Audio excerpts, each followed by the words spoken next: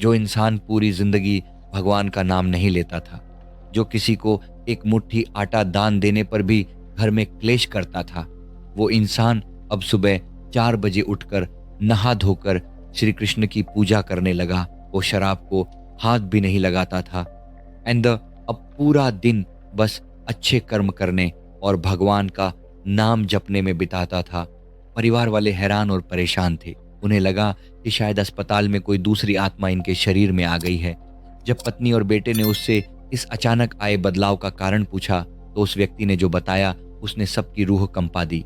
उससे उसने अपने परिवार को बिठाया और कहा, डॉक्टर, मुझे पागल कह रहे थे, लेकिन जो मैंने उन 4 दिनों में देखा है वो दुनिया का सबसे बड़ा सच है।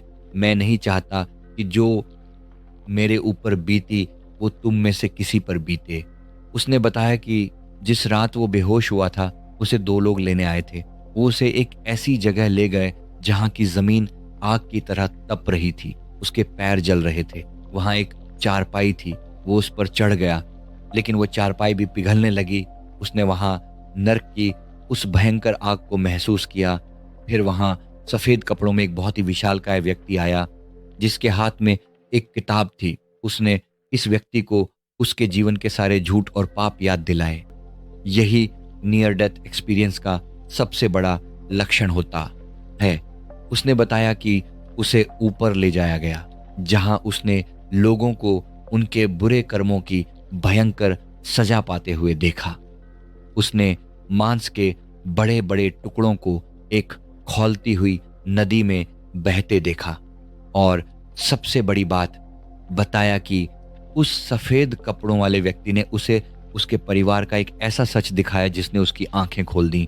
उसे बताया गया कि उसने अपनी जिंदगी में अपने ही बच्चों के बीच, अपने ही परिवार में जो भेदभाव किया है, किसी को ज्यादा दिया और किसी को कम, किसी के साथ अन्याय किया है, उसी अन्याय की सजा वो आज इस रूप में भुगत रहा है। उसे सख्त चेतावनी दी गई कि तुमने जो किया है उसकी सजा तो तुम्हें मिलेगी, लेकिन तुम्हें एक मौका और दिया जा रहा है ताकि तुम अपने कर्मों को सुधार सको।